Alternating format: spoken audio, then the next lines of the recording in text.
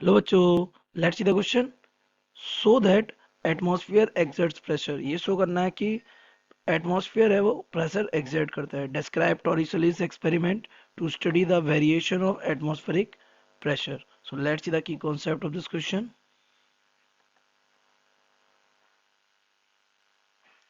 The key concept of this question is बेटा atmospheric pressure.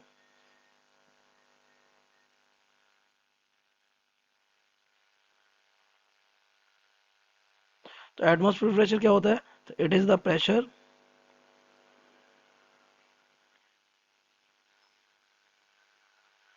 exerted by atmosphere. जो pressure कौन exert करता है? एटमॉस्फेयर एक्सर्ट करता है, उसे हम क्या कहते हैं? Atmospheric pressure. और हम कह सकते हैं एयर। जो प्रेशर कौन लगाती है? एयर लगाती है। ये हमें पता कैसे चलता है? जैसे एक हमारे पास कंटेनर है, आप बोतल मान लीजिए प्लास्टिक की। सिंपली ये आप इसको क्या करिए, बंद करके रखिए। तो आपको पता है ये पिचकती नहीं है ना। तो इस पे बाहर से क्या लग, यदि अंदर से इस पे क्या लग रहा होगा? एयर। इसके अंदर एयर है ना, तो इसके अंदर एयर है तो अंदर से एयर का प्रेशर होगा। तो बाहर से भी एक प्रेशर होगा जिसकी वजह से ये प्रेशर क्या हो रहा होगा? बैलेंस हो रहा होगा। अदरवाइज अंदर एयर है, अदरवाइज ये क्या बाहर की तरफ फूलती चली जाती है ना। अब एक काम कर सकते हैं, अगर इसकी एयर को बाहर निकाल दिया जाए, इसकी एयर को क्या निकाल दिया जाए? बाहर। देन यू नो कैसे निकलेगी? इसको हीट कर दीजिए, इसको क्या कर दीजिए? हीट। हीट करने से एयर कहाँ चली जाएगी? बाहर। और जब ये एयर बाहर जाएगी तो अंदर का प्रेशर हो जाएगा अपसेंट। तो आपकी ये बॉटल क्या हो जाएगी? कॉन्स्ट्रिक्ट हो जाएगी, है ना। इससे विल बी समथिंग लाइक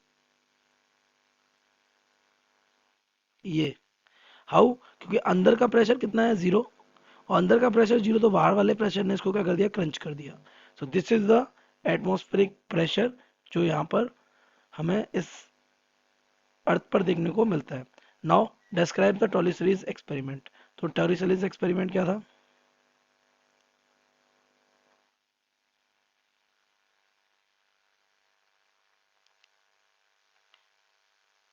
तो टॉरिसली ने एक एक्सपेरिमेंट किया था, किसके साथ? ए मरकरी के साथ। तो इसीलिए इसके इनके इस एक्सपेरिमेंट में उन्होंने एक डिवाइस बनाई जिसे कहते हैं मरकरी बैरोमीटर। क्या बोलते हैं बेटा? Mercury barometer. उन्होंने क्या पाया ये देखिए। ये क्या है? ये मरकरी है एच। ओके। उन्होंने क्या टब में मरकरी ली। उन्होंने ये पाया, उन्होंने जब एक ट्यूब को अंदर से बंद करके, मतलब ये जो ट्यूब थी ये पहले कुछ ऐसी थी, ये ट्यूब पहले कैसी थी? कुछ ऐसे। और फिर इस ट्यूब को पूरी इसके अंदर की एयर कहाँ निकाल के, बाहर निकाल के बंद करके किस में रख दी? इसके अंदर रख दी। तो उन्होंने देखा कि इसके अंदर ये यहाँ तक क्या कर गया? ये लिक्विड राइज कर गया। कहाँ तक? यहाँ तक। ऐसा क्यों? ये इसलिए क्योंकि यहाँ पे आपको पता है एक प्रेशर लग रहा होगा। That pressure is what? Atmospheric pressure. और वो प्रेशर यहाँ पर भी होना चाहिए, यहाँ पर भी कैसा प्रेशर होना चाहिए? पास्कल लॉ से सेम। तो यहाँ के प्रेशर को उतना करने के लिए लिक्विड कहाँ चढ़ गया? ऊपर। तो ये मान लिया ये कितना? एच हाइट तक चढ़ा। और ये उन्होंने अपने एक्सपेरिमेंट में पाई एच हाइट कितनी थी? 760 mm। कितनी थी? 760 mm। उन्होंने इसको इस एक्सपेरिमेंट को और भी ठीक से करने के लिए, मतलब चेक करने के लिए क्या किया? इसको टिल्ट कर दिया। कितना? वर्टिकल से कितना? थीटा। तो ये देखा जाए तो वर्टिकल से सीधा सीधा ये जो हाइट थी ये फिर भी कितनी रही? एच रही। यानी कि ऑटोमेटिकली उसने अपनी हाइट को चेंज नहीं किया। तो अगर मैं यहाँ पे एटमॉस्फेयर प्रेशर की बात करूं, the mercury rises in the tube, in the inverted tube, है ना। we can say that in the inverted tube due to the atmospheric pressure